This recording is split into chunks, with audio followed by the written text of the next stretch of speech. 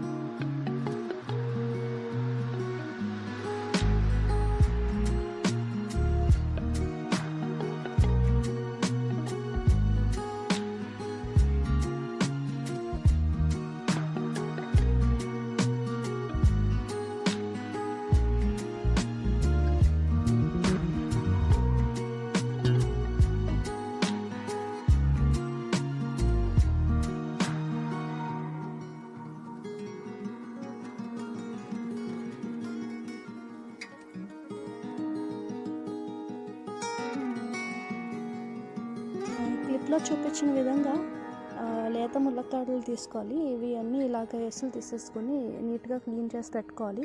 ఒకవేళ ముదురు ములక్కాడలు తీసుకున్నట్టయితే పైన స్క్రేప్ చేసేసుకుంటే మనకి ఆ పసరు వాసన లేకుండా ఉంటుంది. ములక్కాడలను కంప్లీట్గా చెక్కేసుకున్న మనకి కర్రీలో వేసేటప్పుడు ఉడికిన తర్వాత విరిగిపోతాయండి. సో కొంచెం అన్నా గ్రీన్ లేయర్ ఉంచుకోవాలి. కంప్లీట్ కాకుండా పైన స్క్రేప్ చేసుకుంటే సరిపోతుంది.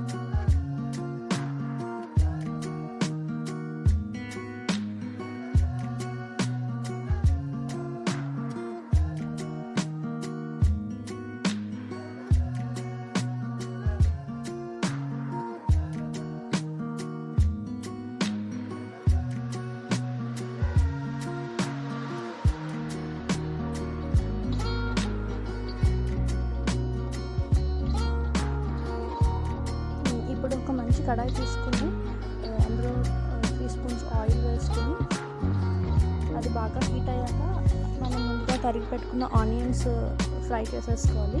ఆనియన్స్ వేసేటప్పటికి ఆయిల్ బాగా హీట్ ఎక్కి ఉండాలండి, అప్పుడు తొందరగా కుక్ అవుతాయి. అండ్ లైట్గా సాల్ట్ వేసుకుంటే ఇంకా ఫాస్ట్గా ఫ్రై అవుతాయి.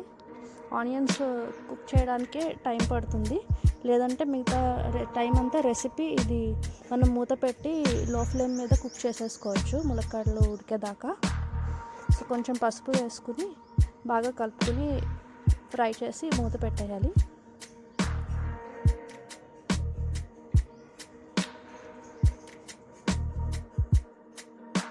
ఆనియన్స్ బాగా మగ్గాక అప్పుడు మనం జింజర్ గార్లిక్ పేస్ట్ వేసుకోవచ్చు ఇష్టం ఉంటే, లేదంటే స్కిప్ చేయొచ్చు, కంపల్సరీ ఏం కాదు. పచ్చివాసన పోయే వరకు అల్లం వెల్లుల్లి పేస్ట్ బాగా ఫ్రై చేసుకుని తర్వాత మూత పెట్టేసుకోవాలి. మూత పెట్టేసుకుని ఒక 5 minutes మగ్గనిస్తే ఉల్లిపాయలు కొంచెం ఎల్లో కలర్లోకి మారి ఇలాగా గోల్డెన్ కలర్లోకి వస్తాయి. అప్పుడు 2 minutes మూత తీసుకుని హై ఫ్లేమ్లో రోస్ట్ చేసుకున్నట్టు చేస్తే ఆనియన్స్ బ్రౌన్ కలర్లోకి వస్తాయి, మాడిపోకూడదండి. స్టవ్ దగ్గర నిల్చుని కొంచెం 2-3 minutes ఫ్రై చేసుకుంటే సరిపోతుంది.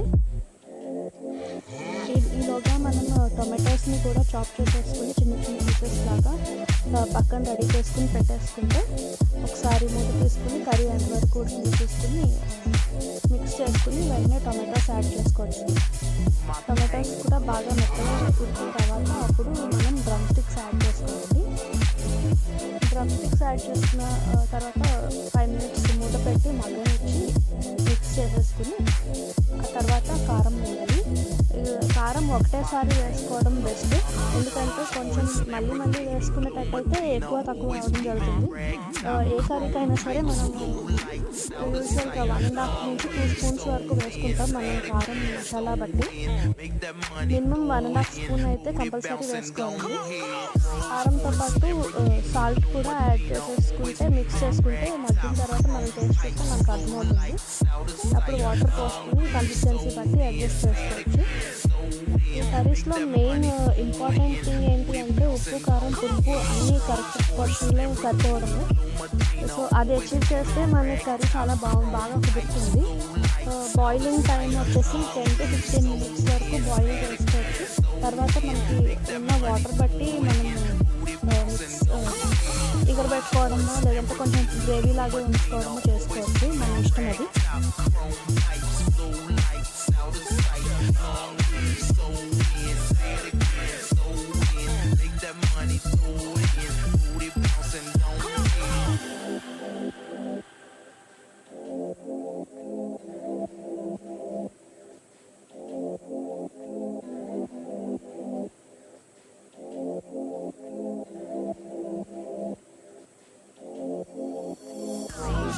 Lamborghini, blue Medina, always beaming, rag top, chrome pipes, blue lights out of sight. Long weed, so thin, say it again, so thin. Make that money, throw it in, booty bouncing, gone ahead.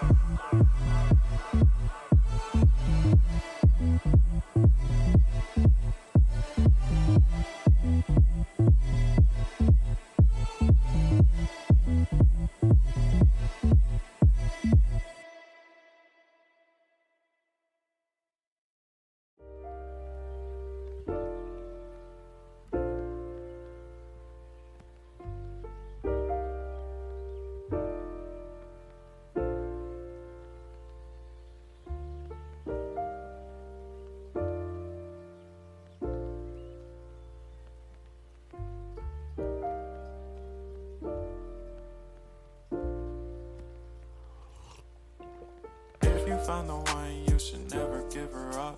I think it's the way life changes when in love, yeah. I surround my soul with the positivity. That's why I don't worry about the things that I don't see, yeah. These days I don't worry about much. I think we should have some more so fun. ఉప్పు కారం ఒకేసారి వేసేసుకున్నాం కదా, 1.5 spoon కారం, 1 spoon ఉప్పు వేసేసుకున్నాం కదా, అది కలిపేసి మూత పెట్టి 5 మినిట్స్ మగ్గనిచ్చిన తర్వాత ములక్కాడ ఒకసారి చూసుకుని దాని తర్వాత 1/2 లీటర్ వాటర్ యాడ్ చేసేసుకోవాలి. సో 1 బౌల్ ఆఫ్ వాటర్ నేను ర్యాండమ్గా వేసేసాను. ఇది బాయిల్ చేసుకునేటప్పుడు పెప్పర్ చూస్తే ఇంకా మళ్ళీ మనం ఇంట్లో చింతపండు పులుసు కూడా వేసుకోవాలి.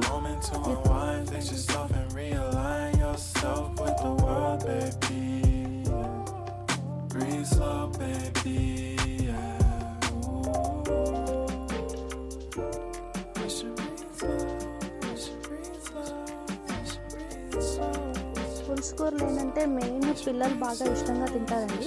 అరటికాయ పులుసు, సొరకాయ పులుసు, గుమ్మడికాయ పులుసు, ఇలా ఆ పులుసుకి అంత టేస్ట్ ఎక్కడి నుంచి వచ్చింది అంటే అగైన్ ద సేమ్ ఇంగ్రీడియంట్స్, కారం, బెల్లం, చింతపండు, ఈ 3 కూడా ఈక్వల్ పోర్షన్స్లో తీసుకుని ఒకేసారి వేసుకుంటే 3 ఒకేసారి బాయిల్ అవుతాయి కాబట్టి ఒకదాని ఫ్లేవర్ ఇంకోటి తీసుకుని మంచి టేస్ట్ ఇస్తాయి కర్రీకి.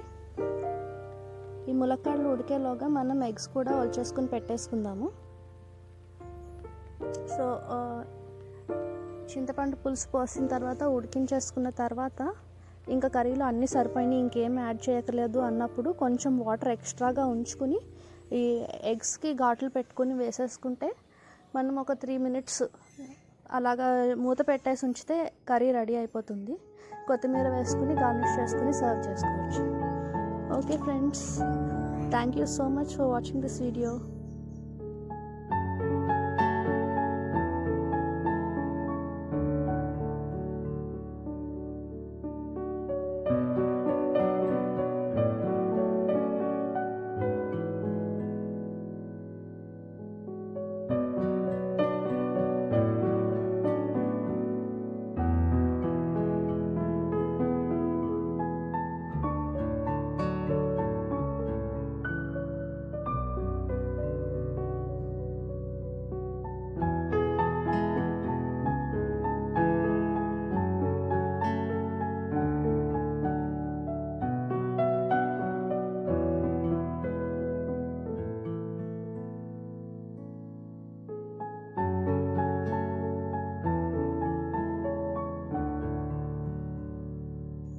ఈ వీడియో కనుక మీకు నచ్చినట్టయితే లైక్ చేయండి, షేర్ చేయండి, అండ్ నా ఛానల్ మర్చిపోకుండా సబ్స్క్రైబ్ చేయండి. మీరు ఈ ఛానల్ ఫస్ట్ టైం చూస్తున్నట్టయితే ఒకసారి వీడియోస్ అన్నీ ఒకసారి చూసి సబ్స్క్రైబ్ చేసుకోండి ఛానల్కి. Thank you so much.